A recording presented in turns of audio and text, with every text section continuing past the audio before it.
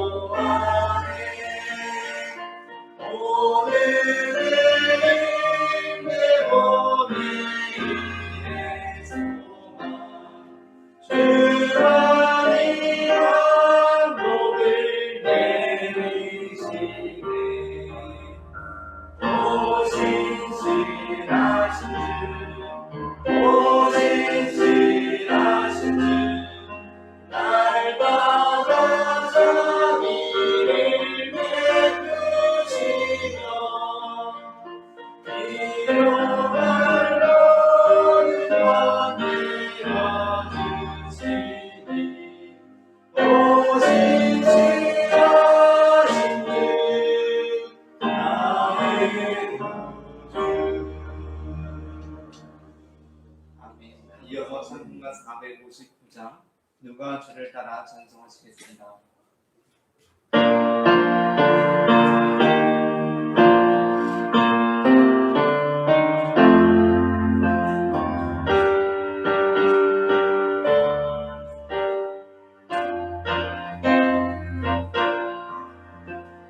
누가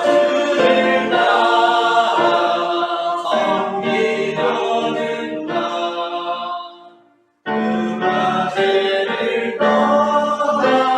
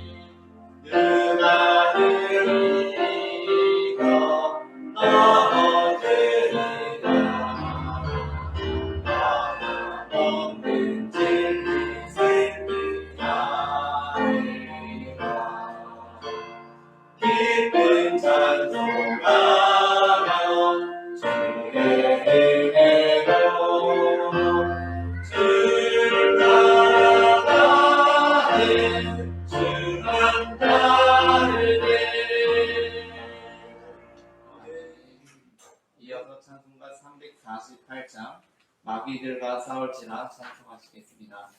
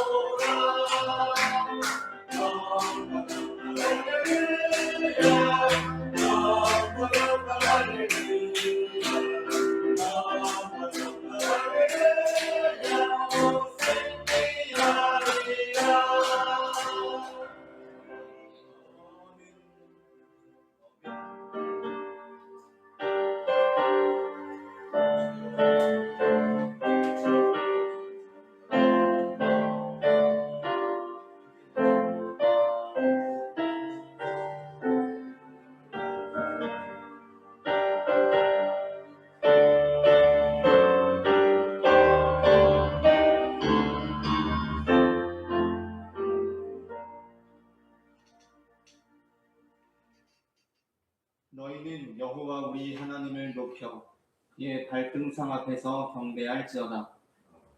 그는 거룩하시도다. 너희는 여호와 우리 하나님을 높이고 그 성산에서 예배할지어다. 여호와 우리 하나님은 거룩하심이로다. 아멘. 만왕의 왕이 되시는 하나님, 거룩한 주일을 맞이하여 연약하고 부족한 우리를 한자리로 모아주시고 높이 계신 주님을 찬송하며 경배하게 하시니 감사합니다. 아멘. 주님의 집에 거하는 자들이 복이 있다고 말씀하신 대로 저희가 주님의 집을 떠나지 않고 예배의 자리를 지킵니다. 아멘.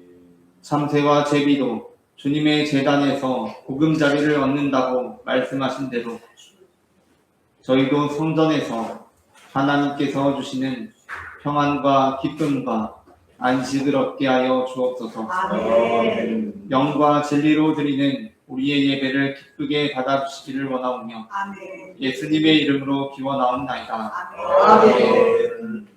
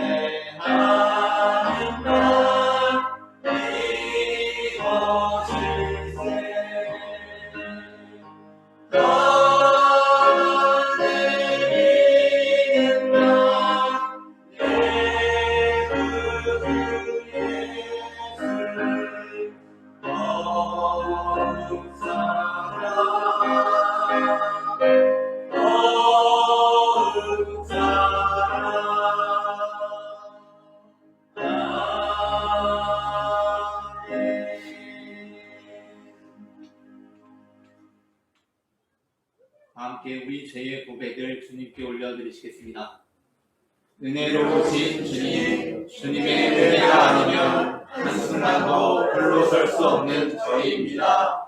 지난 한 주간도 주님은 우리의 선한 목자가 되셔서 푸른 초장과 실만한 물가로 인도해 주셨습니다. 하지만 저희는 목자가 되시는 주님의 음성을 알지 않고 안전하고 평화로운 주님의 품을 떠나서 위험한 길로 다니기를 좋아했습니다. 우리의 완악함을 용서해 주옵소서. 예수님의 이름으로 이 고백의 기도를 드립니다. 아멘. 이 시간 우리의 죄를 사하시는 주님의 용서의 말씀을 받으시겠습니다. 모든 사람이 죄를 범하였으니 하나님의 영광에 이르지 못하더니 그리스도 예수 안에 있는 속량으로 말미암아 하나님의 은혜로 값없이 의롭다 하심을 얻은 자 되었느니라. 아멘. 다 함께 교동문 13번 시편 23편 교독하시겠습니다. 여호와는 나의 목자시니 내게 부족함이 없으리로다. 그가 나를 푸른 풀밭에 누이시며 실만한 물가로 인도하시는도다. 내 영혼을 소생시키시고 자기 이름을 위하여 우리의 길로 인도하시는도다. 내가 사망의 음침한 골짜기로 다닐지라도 배를 두려워하지 않을 것은 주께서 나와 함께 하시니라. 주의 직반이와 막대기가 나를 안위하시나이다. 주께서 내 원수의 목전에서 내게 상을 차려주시고 기름을 내 머리에 부으셨으니 내 자랑이 넘치나이다. 내 평생의 선하심과 인자하심이 반드시 나를 따르리니 내가 여호와의 집에 영원히 살리로다. 아멘. 다 함께 사도신경으로 우리의 신앙을 고백하시겠습니다.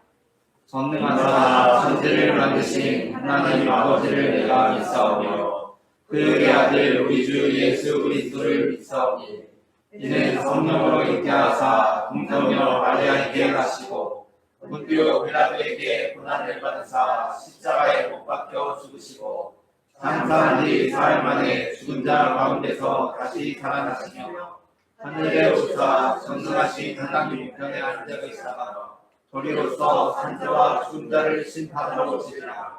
성령을 믿사오며 거룩한 공예와 성도가 서로 교통하는 것과 죄를 사하여 주시는 것과 몸이 다시 사는 것과 영원히 사는 것을 믿사옵나이다. 아멘.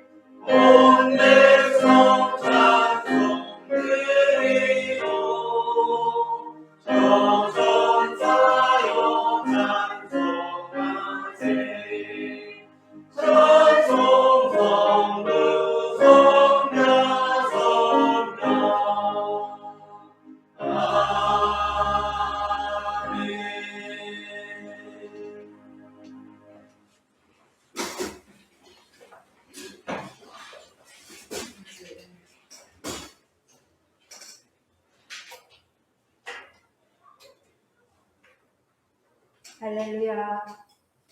우리에게 생명을 주시고 삶을 인도하시는 하나님 아버지, 광야 같은 세상 속에서 살다가 예배로 부르시는 은혜를 감사드립니다. 아멘. 또한 살아계신 하나님의 은혜를 감사드립니다.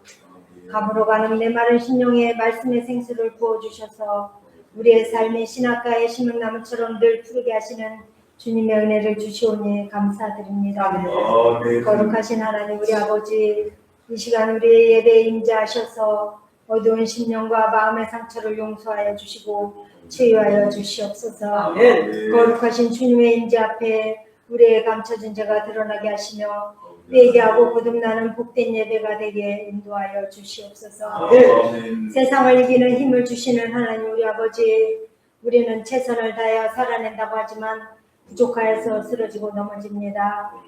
아버지, 우리를 불쌍히 여기시고 다시 일으켜 세워 주시옵소서. 우리의 마음을 주장하셔서 죄와 욕심을 버리고 하나님의 뜻을 구하게 인도하여 주시옵소서. 말씀하신 하나님 우리 아버지, 말씀의 능력으로 시험과 고난을 이기시고 막혔던 문제들을 극복하게 하시며 역전되는 역사가 있게 도와주시옵소서. 나 자신을 하나님께 드리며 정결하게 쓰임받도록 기도하게 하시며 또한 다른 사람도 살리는 온유하고 귀한 그릇으로 맡겨진 삶을 살아가게 하여 주시옵소서. 선포되는 말씀이 등불이 되어 죄와 어둠의 권세를 뚫고 우리 모두 예배하신 길로 나아가게 인도하여 주시옵소서. 우리의 마음을 감찰하셔서 간절한 기도에 응답하시며 기쁨이 충만하여서 감사와 용서와 평안과 기도를 쉬지 않는 성도들로 삼아 주시옵소서. 위로와 평강의 하나님 우리 아버지, 생각과 말과 행동이 거룩하신 보좌 앞에 향기로운 제물로 드려지기를 간절하게 원하옵나이다. 맡기신 생명과 시간을 거룩한 사명을 위해 헌신하게 하시고 순간순간 시험을 이기게 하시며 주님의 선하신 뜻을 이루어 주시옵소서. 말씀을 전하시는 목사님을 축복하시고 능력의 말씀이 되어 생활의 지침서가 되어 하나님의 뜻이 속히 이루어지게 하여 주시옵소서. 십자가에서 우리를 향한 사랑을 증명하신 예수 그리스도의 이름으로 간절히 기도드립니다. 아멘.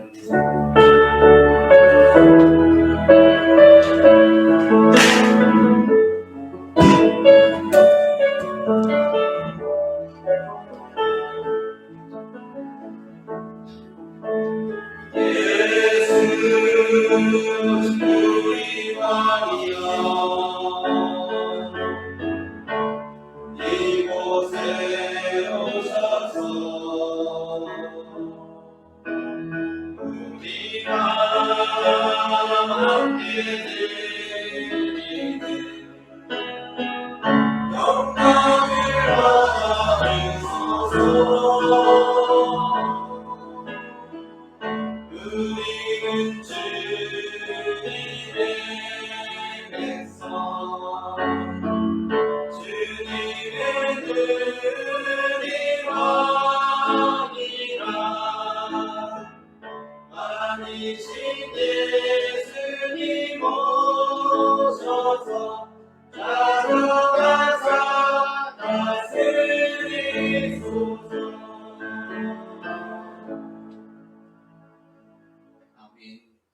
오늘 우리가 다 함께 나눌 말씀은 디모데후서 3장 12절부터 15절 말씀입니다. 본문을 제가 봉독하겠습니다. 무릇 그리스도 예수 안에서 경건하게 살고자 하는 자는 박해를 받으리라. 악한 사람들과 속이는 자들은 더욱 악하여져서 속이기도 하고 속기도 하나니, 그러나 너는 배우고 확신한 일에 더하라. 너는 내가 누구에게서 배운 것을 알며 또 어려서부터 성경을 알았나니 성경은 능히 너로 하여금 그리스도 예수 안에 있는 믿음으로 말미암아 구원에 이르는 지혜가 있게 하느니라. 아멘. 구약 성경에 나오는 다니엘은 하나님을 믿기에 좋은 환경에서 살았던 사람이 아니었습니다. 그는 어린 나이에 나라를 잃고 바벨론으로 끌려갔습니다. 자신이 원해서 간 것도 아니었고 다시 고향으로 돌아갈 수 있다는 보장도 없었습니다. 이제 다니엘이 살아가야 할 곳은 예루살렘이 아니라 바벨론이었습니다. 그곳에는 이스라엘과는 전혀 다른 문화가 있었고 다른 가치관이 있었으며 다른 신들이 있었습니다.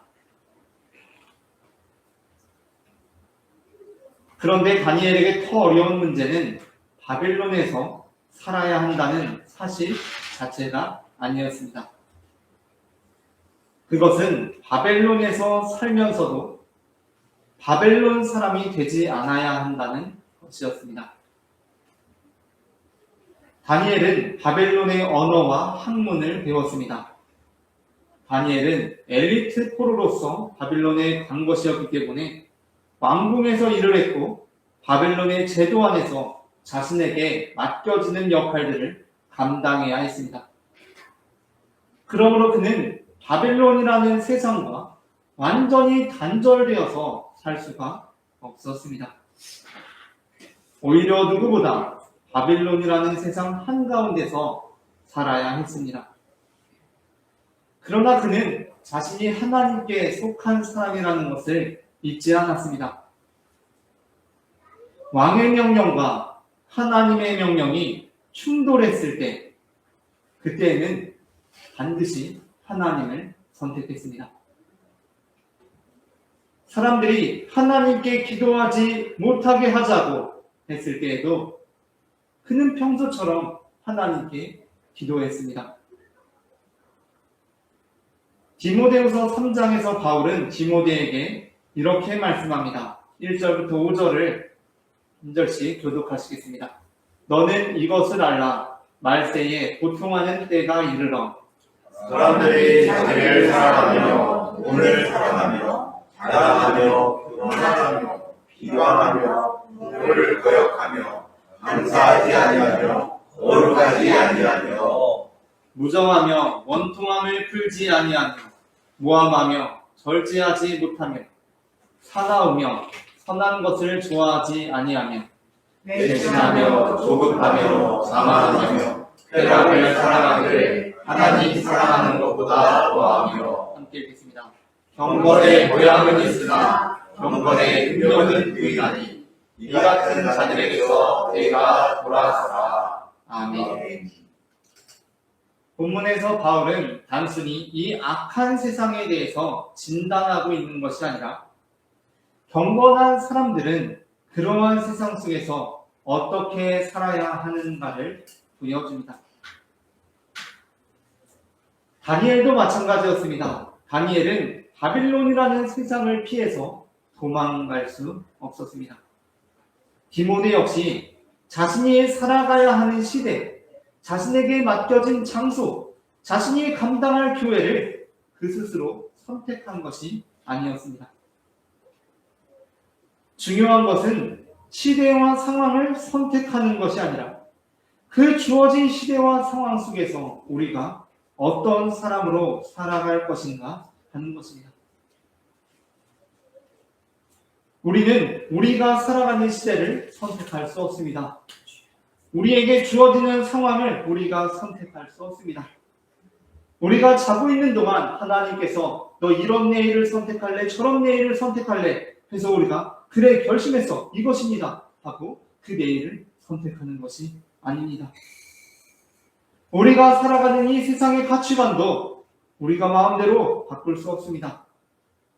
때로는 도대체 무엇이 옳은지조차 분명하지 않은 시대를 살아갑니다. 그렇다면 우리는 어떻게 살아야 합니까? 세상이 다 악해져 갈 때 우리도 똑같이 악해져야 합니까?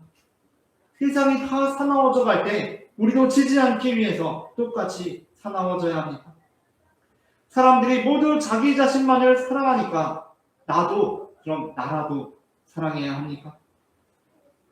세상 사람들이 하나님을 중요하게 여기지 않으니까 우리도 우리의 믿음을 적당히 타협하며 내려놓아도 되는 것입니까? 다니엘은 그의 삶을 통해 경건하게 살고자 하는 자의 삶이 어떠한 삶인지를 우리에게 보여주고 있습니다. 오늘 우리는 경건하게 살고자 하는 자라는 제목의 설교를 나눕니다. 제가 제목을 먼저 읽으면 따라 읽으시면서 두 번 읽겠습니다. 경건하게 살고자 하는 자, 경건하게 살고자 하는 자, 경건하게 살고자 하는 자. 경건하게 살고자 하는 자. 전해지는 말씀을 통하여서 악한 시대를 살아가는 우리가 이 시대 속에서도 어떻게 하나님의 사람으로 살아갈 수 있는지를 알게 되고 경건의 모양은 있으나 경건의 능력은 부인하는 시대 속에서도 경건하게 살고자 하는 자들이 되어 하나님의 살아계심을 나타내는 하나님의 자녀들이 되기를 소망합니다. 아멘. 그렇다면 악한 시대를 살아가는 우리는 어떻게 하나님의 사람으로 살아갈 수 있습니까? 먼저 첫째 함께 읽겠습니다. 첫째, 악한 것을 분별하고 거절해야 합니다. 디모데후서 3장 1절부터 5절을 다시 한번 교독하겠습니다. 너는 이것을 알라. 말세에 고통하는 때가 이르러 사람들이 자기를 사랑하며 돈을 사랑하며 자랑하며 교만하며 비방하며 부모를 거역하며 감사하지 아니하며 거룩하지 아니하며 무정하며 원통함을 풀지 아니하며 모함하며 절제하지 못하며 사나우며 선한 것을 좋아하지 아니하며 애신하며 조급하며 자만하며 쾌락을 사랑하노를 하나님이 사랑하는 것보다 더하며 읽겠습니다. 경건의 모양은 있으나 경건의 능력은 부인하니 이 같은 자들에게서 내가 돌아서라. 아멘. 본문에서 바울은 말세, 마지막 때의 사람들을 아주 구체적으로 묘사합니다. 여기서 말세, 마지막 때는 나중에 미래에 올 그때가 아니라 바울은 그 당시의 상황을 말세라고 말씀했던 것이고, 오늘 우리도 이 말씀을 받을 때 나중엔 정말 사람들이 이렇게 되겠구나 라는 것이 아니라 지금 이 시대를 말씀이 어떻게 진단하고 있는지를 깨달아야 합니다. 그런데 이 말씀을 읽으면서 우리가 한 가지 주의해야 할 것이 있습니다. 그것은 바울이 이런 사람들의 모습을 기록한 것은 자, 보아라. 세상 사람들은 이처럼 악한 사람들이다 하고 비난하기 위해서가 아니라는 것입니다. 그보다도 바울이 이런 사람들의 모습을 기록한 것은 오히려 우리 자신을 돌아보게 하기 위해서입니다. 가만히 말씀을 살펴보면 이 모든 죄의 중심에는 하나의 공통점이 있습니다. 그것은 하나님보다 자기 자신을 삶의 중심에 놓는다는 것입니다. 그렇기 때문에 마지막 시대를 살아가는 우리들에게 가장 먼저 필요한 것은 분별하는 것입니다. 그런데 문제는 이런 악한 생각들, 악한 영향력들이 처음부터 드러내놓고 나쁜 모습으로 우리의 삶에 다가오지 않는다는 것입니다. 아주 그럴듯한 모습으로, 때로는 선한 모습으로, 보기 좋은 모습으로 우리에게 다가옵니다. 여러분, 우리는 우리 자신을 사랑해야 합니다. 여러분 먼저 여러분 자신을 사랑해 주어야 합니다.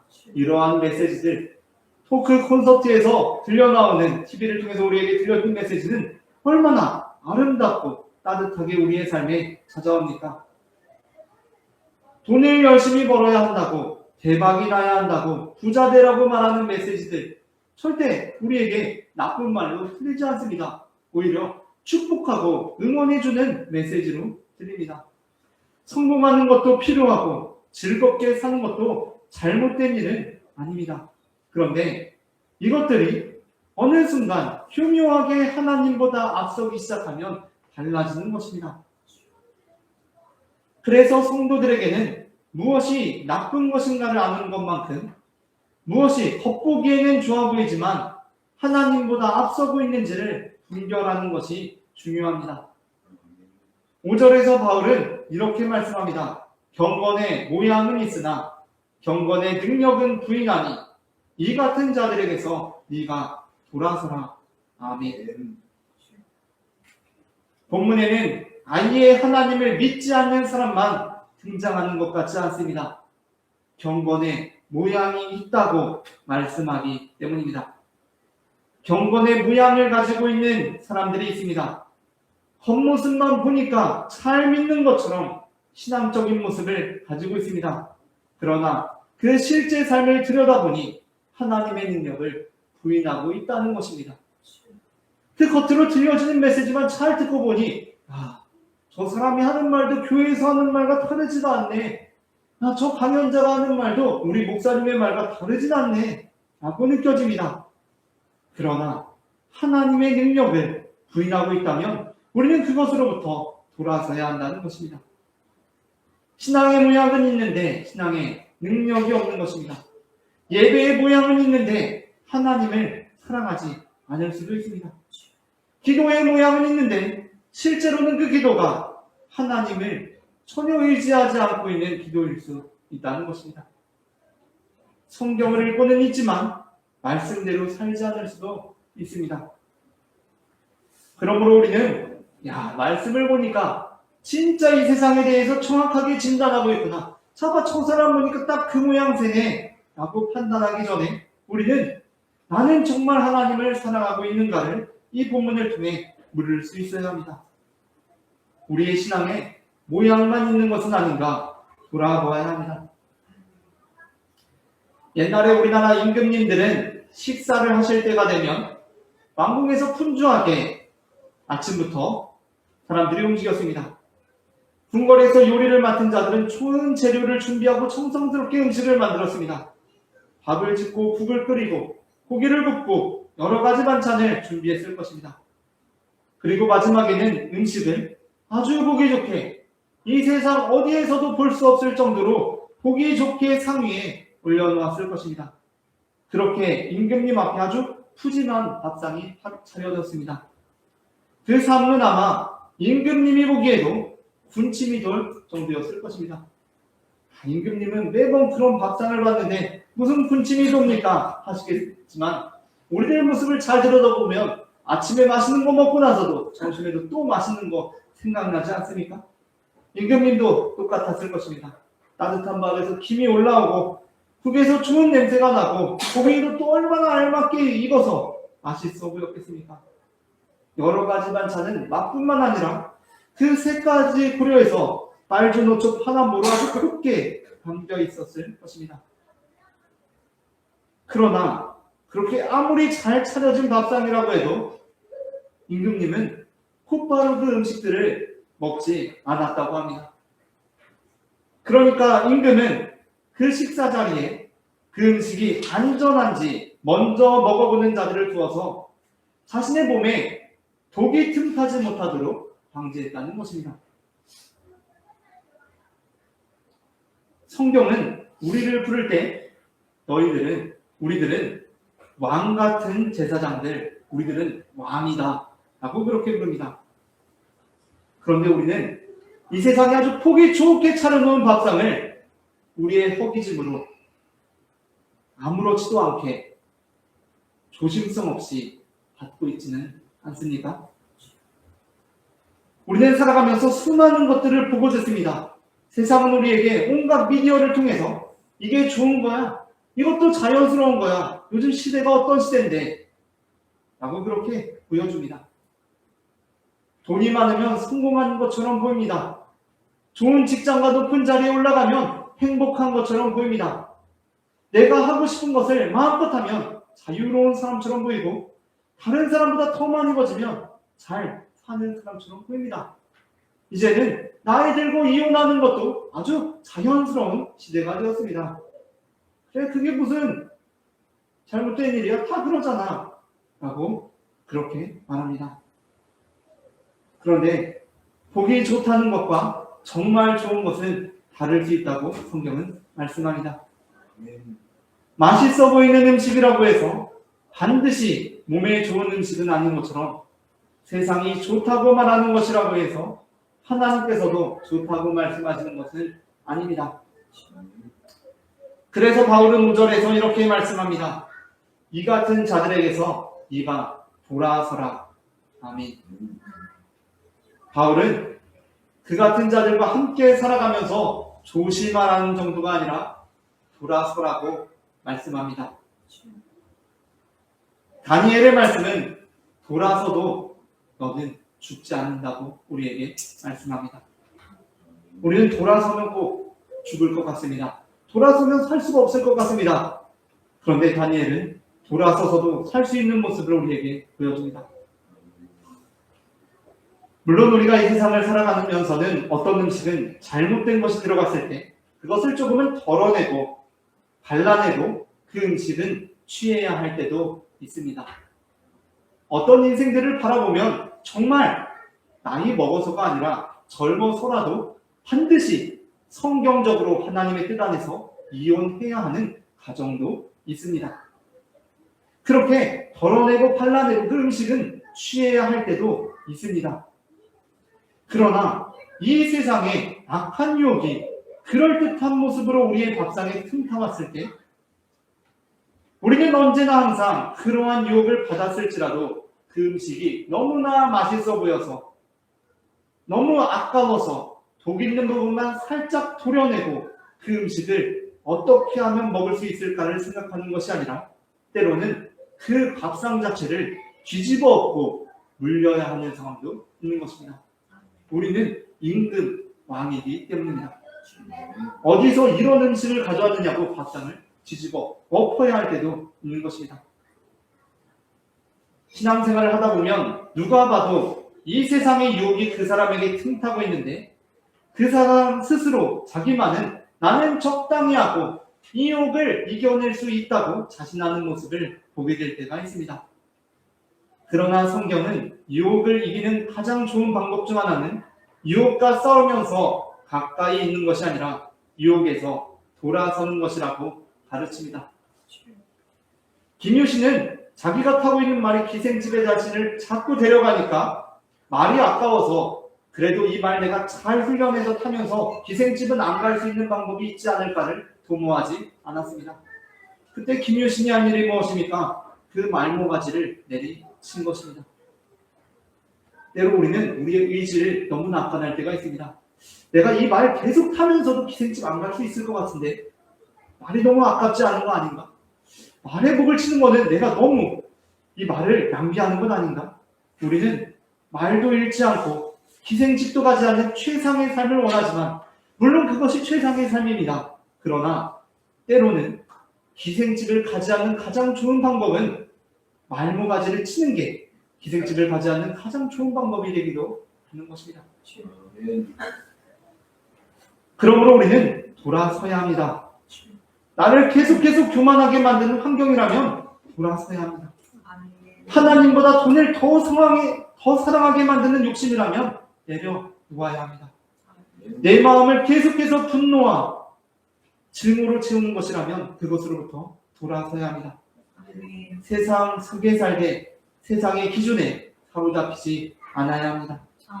이 악한 시대 속에서도 경건하게 살고자 하는 우리가 하나님의 말씀 앞에서 우리의 마음을 살펴본으로 하나님보다 더 사랑하고 있는 것이 있다면 내려놓고 하나님보다 더 의지하고 있는 것이 있다면 돌아서고 하나님의 뜻보다 세상의 기준을 더 중요하게 여기고 있다면 다시 말씀 앞으로 돌아가는 하나님의 자녀들이 되기를 소망합니다. 다음으로 둘째 함께 읽겠습니다.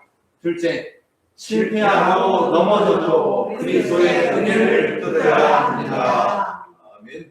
디모데후서 3장 10절부터 13절 말씀을 한 절씩 교독하고 마지막 절 함께 읽겠습니다. 나의 교훈과 행실과 의향과 믿음과 오래 참음과 사랑과 인내와 악대를 하는과 또한 이기욕과 이구림과 스스로에서 강한 예수들아와 어떠한 관계를 가진 것을 내가 과연 보고 알아보니와 그래서 이 모든 가운데서 나를 건지셨느니라. 아멘. 무릇 그리스도 예수 안에서 경건하게 살고자 하는 자는 박해를 받으리라. 악한 사람과 속이는 자들은 더욱 악하여서 속이기도 하고 속기도 하나니. 바울이 보여주는 자신의 삶은 결코 평탄한 삶이 아니었습니다. 바울은 복음을 전했기 때문에 고난을 받았습니다. 믿음을 지켰기 때문에 박해를 받았습니다. 우리는 예수님을 믿으면 모든 일이 잘 되고 어려움도 사라지고 삶이 평안해질 것이라고 생각하기 쉽습니다. 그러나 성경은 그렇게 약속하지만은 않습니다. 오히려 그리스도 예수 안에서 경건하게 살고자 하는 사람에게 고난이 있을 수 있다고 말씀합니다. 왜 그렇습니까? 우리가 세상과 다른 방향으로 살아가기 때문입니다. 그러니 때로는 세상과 부딪힐 수밖에 없는 것입니다. 그런데 여기서 우리는 한 가지 중요한 사실을 기억해야 합니다. 믿음이 있다는 것은 한 번도 넘어지지 않는다는 뜻이 아닙니다. 베드로는 예수님을 누구보다 사랑한다고 생각했습니다. 예수님께서 잡히시기 전에 다른 제자들이 모두 떠나더라도 자신만큼은 예수님을 떠나지 않겠다고 장담했습니다. 그런데 예수님께서 붙잡히시자 베드로의 믿음이 흔들리기 시작했습니다. 사람들이 베드로를 알아보고 너도 저 예수와 함께 있던 자 아니냐? 라고 묻자 베드로는 아니라고 했습니다. 그렇게 3번이나 예수님을 모른다고 부인했습니다. 그날 밤 베드로는 얼마나 괴로웠겠습니까? 괴로우면서도 다시 사실 나 예수님 아는 사람입니다 라고 하지 못하는 그 현실 자체가 또 얼마나 더 괴로웠겠습니까? 그래서 닭이 울고 예수님의 말씀이 생각났을 때 베드로는 밖으로 나가 심히 통곡했습니다. 죄 지었다는 사실 자체가 슬프고 또 다시 죄를 짓지 않을 이 죄로부터 탈출하겠다는 마음이 들지 않는 것으로 인해 괴로웠습니다. 아마 그는 자신이 얼마나 형편없는 사람인지 그때 처음으로 깊이 깨달았을 것입니다. 그런데 놀라운 것은 베드로의 실패가 베드로의 마지막이 아니었다는 것입니다. 예수님께서 십자가에 죽으신 후 부활하셨습니다. 그리고 부활하신 예수님께서는 베드로를 버려두지 않으셨습니다. 갈릴리 바닷가에서 예수님께서는 다시 베드로를 찾아오셨습니다.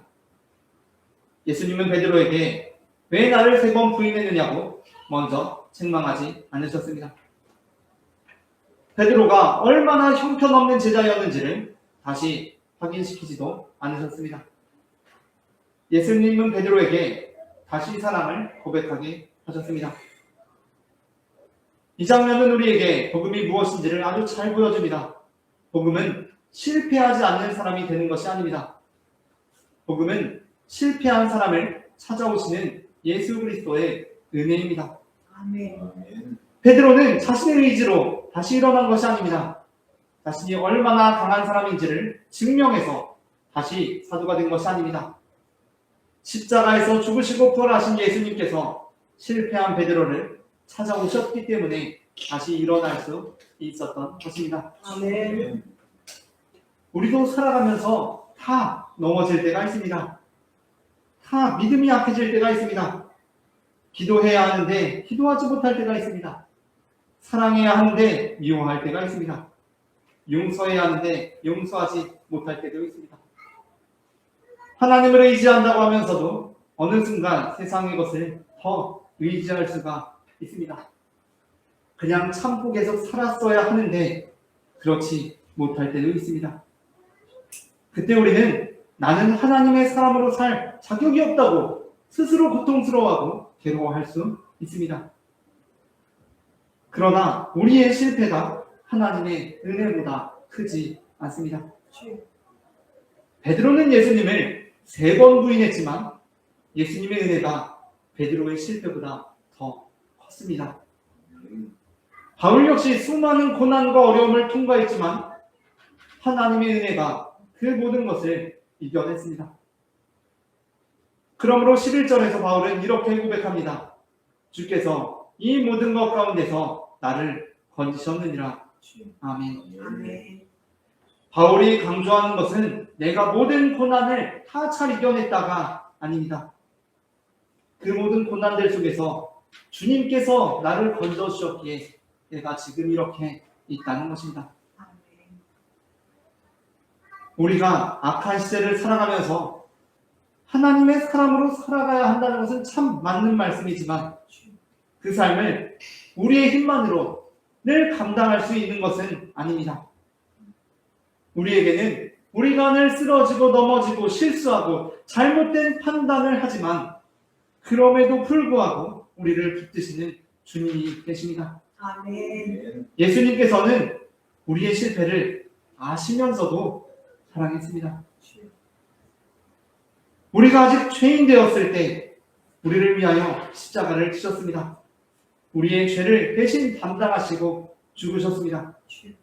그리고 사망을 이기시고 부활하셨습니다. 오늘 우리의 믿음이 약해졌다면 우리는 다시 주님께 돌아가면 됩니다. 아멘. 기도가 무너졌다면 다시 기도하면 됩니다. 아멘. 말씀에서 멀어지고 있다면 다시 말씀을 펼치면 됩니다. 아멘. 죄 가운데 넘어졌다면 주님의 십자가 앞으로 다시 나아가면 됩니다. 아멘. 물론 이것이 죄를 가볍게 여겨도 된다는 뜻은 아닙니다. 오히려 은혜를 경험한 사람은 다시 일어나 그리스도를 따라가게 된다는 것입니다. 베드로도 예수님을 만난 이후 이전과 같은 사람이 아니었습니다. 한때 어린 여자아이의 질문에도 두려워서 예수님을 부인했던 사람이 나중에는 사람들 앞에서 담대하게 예수 그리스도를 증언했습니다. 무엇이 그를 그렇게 바꾸었습니까? 부활하신 예수님을 만났기 때문이었습니다. 우리가 살아가는 시대는 악할지라도 우리는 우리가 주님을 붙드는 것보다 먼저 우리를 붙드시는 주님의 그 은혜를 믿고 다시 일어나는 경건하게 살고자 하는 자들이 되기를 소망합니다. 아멘. 마지막으로 셋째 함께 읽겠습니다. 셋째, 하나님의 말씀을 통해 자라가야 합니다. 디모데후서 3장 14절부터 17절을 한 절씩 교독하겠습니다. 그러나 너는 배우고 확신한 일에 거하라. 너는 내가 누구에게서 배운 것을 알며 또 어려서부터 성경을 알았나니 성경은 이로 하여금 그리스도 예수 안에 있는 믿음으로 말미암아 구원에 이르는 지혜가 있게 하느니라. 모든 성경은 하나님의 감동으로 된 것으로 교훈과 책망과 바르게 함과 의로 교육하기에 유익하니 이는 하나님의 사랑으로 온전하게 하며 모든 선한 일을 행할 능력을 갖추게 하려 합니다. 아멘. 예수님께서 십자가에서 죽으신 후 두 제자가 예루살렘을 떠나 엠마오로 가고 있었습니다. 그들의 마음에는 실망과 절망이 가득했습니다. 예수님을 믿고 따랐는데 예수님의 십자가 죽음으로 모든 것이 끝난 것처럼 보였습니다. 그때 부활하신 예수님께서 그들에게 가까이 오셨습니다. 그러나 두 제자는 예수님께서 십자가에 죽으셨기에 그분이 예수님인 줄 알지 못했습니다. 예수님께서는 그들과 함께 걸으시면서 성경을 풀어주셨다고 성경은 기록하고 있습니다. 모세와 모든 선지자의 글로 시작하여 성경 전체에서 예수 그리스도에 관한 것을 설명해 주셨습니다. 그리고 나중에 두 제자는 서로 이렇게 대화합니다. 길에서 우리에게 말씀하시고 우리에게 성경을 풀어주실 때에 우리 속에서 마음이 뜨겁지 아니하더냐. 아멘. 두 제자는 예수님을 잃어버렸다고 생각했습니다. 그래서 낙심하여 예루살렘을 떠나고 있었습니다. 그런데 사실은 예수님이 그들과 함께 걷고 계셨습니다. 그들이 예수님을 알지 못하고 있을 때에도 예수님은 성경을 풀어주심으로 그들과 함께 계셨습니다. 그리고 예수님께서는 그들의 낙심한 마음을 단순히 위로하시는 것으로 끝내지 않으셨습니다. 성경을 열어 보여주심으로 말씀을 통해 그들이 자신들의 상황을 새롭게 바라보게 하셨습니다. 우리는 살아가면서 우리 스스로가 마치 엠마오의 두 제자처럼 생각될 때가 있습니다. 그때 우리의 눈에 보이는 상황만 생각하면 낙심할 수밖에 없습니다. 그러나 하나님의 말씀을 펼치면 여전히 예수님께서는 그 말씀을 풀어주심으로 우리와 함께 계십니다. 말씀은 우리의 현실을 부정하지 않습니다. 그러나 현실보다 더 크신 하나님을 보여줍니다. 성경은 우리를 하나님의 사람으로 만들기 위해 우리에게 주어졌습니다. 성경은 우리를 교훈합니다. 우리가 무엇을 믿어야 하는지를 가르쳐줍니다.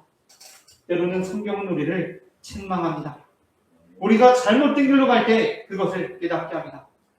성경은 우리가 잘못되었을 때 바르게 합니다. 잘못된 길에서 돌이키게 합니다. 성경은 우리를 의로 교육합니다. 하나님께서 기뻐하시는 삶을 살아가도록 우리를 훈련합니다.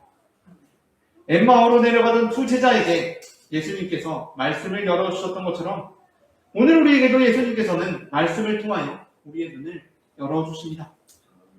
우리가 끝이라고 생각했던 곳에서 하나님께서는 여전히 일하고 계십니다. 우리가 실패했다고 생각하는 자리에서도 하나님께서는 다시 일어설 수 있는 은혜를 말씀을 통해 주십니다. 우리가 세상이 혼란스러울수록 말씀을 더 가까이 하는 하나님의 자녀들이 되어서 불의한 이 세상 속에서도 경건하게 살고자 하는 자들이 되기를 소망합니다. 아멘. 말씀을 마칩니다. 우리는 악한 시대를 살아감에도 불구하고 악한 것을 분별하고 거절함으로, 그리고 예수 그리스도의 은혜를 붙들므로, 그리고 하나님의 말씀을 통해 자라감으로 이 악한 시대 속에서도 경건하게 살아갑니다. 우리 모두가 경건의 모양뿐만 아니라 경건의 능력도 갖춘 자들이 되어 이 악한 세상을 변화시키고 어둠 가운데 하나님의 빛을 나타내는 성도들이 되기를 소망합니다. 함께 기도하시겠습니다. 사랑의 주님, 죄인된 우리, 날마다 넘어지는 우리에게 경건하게 살고자 하는 마음 주셔서 예수님 따라가게 하시니 은혜를 감사합니다. 우리가 넘어질 때마다 다시 일으켜주시고 우리가 쓰러질 때마다 다시 생명의 힘을 공급해 주시는 예수님과 더불어 우리가 살아갈 수 있도록 인도하여 주시옵소서. 사랑해 주 예수 그리스도의 이름으로 기도합니다. 다 함께 찬송가 449장 예수 따라가며 찬송하시면서 봉헌하시겠습니다.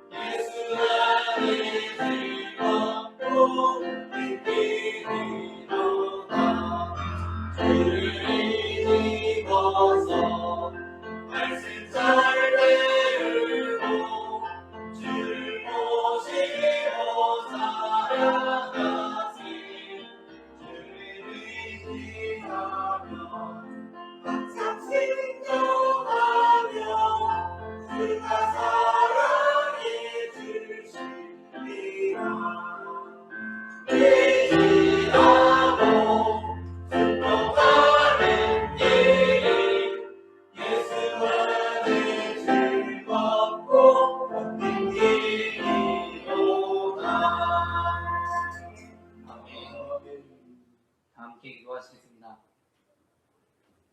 사랑의 주님, 은혜를 감사합니다.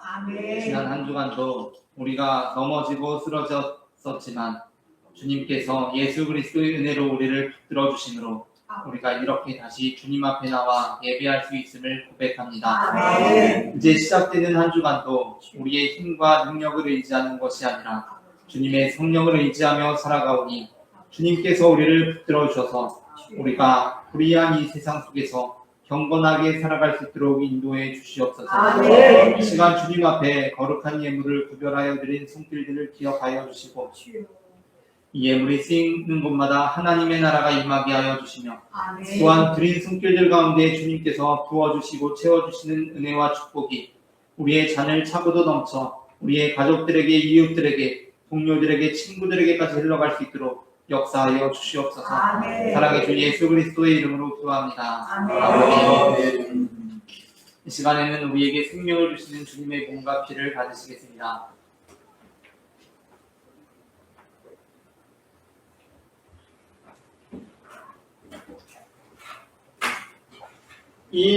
이것은 주님의 몸, 이것은 주님의 피, 이것을 먹고 마셔 주님의 생명 얻네. 이 떡을 받습니다. 이 잔을 받습니다. 주님을 사랑해요. 십자가 기억하리.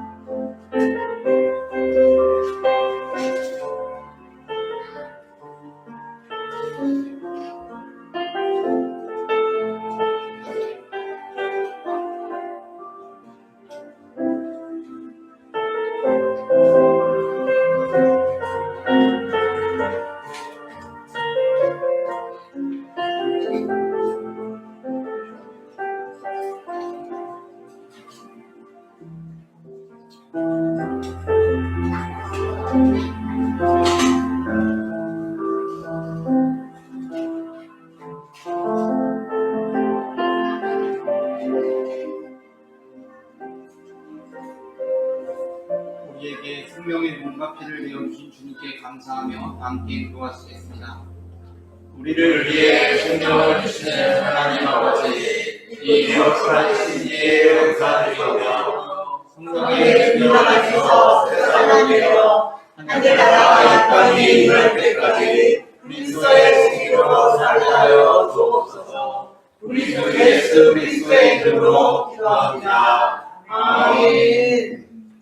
다 함께 평화의 인사 나누시겠습니다. 주님의 평화가 함께 하시기를 바랍니다. 주님의 평화가 함께 하시기를 바랍니다.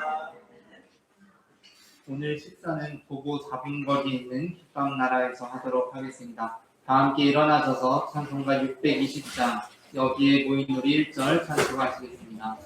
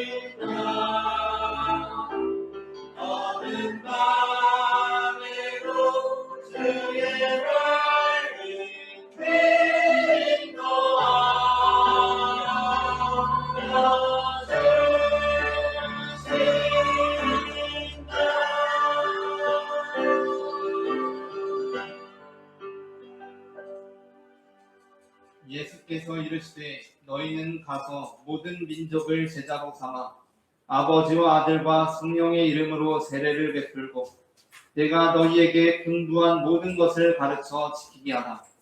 볼지어다 내가 세상 끝날까지 너희와 항상 함께 있으리라. 아멘.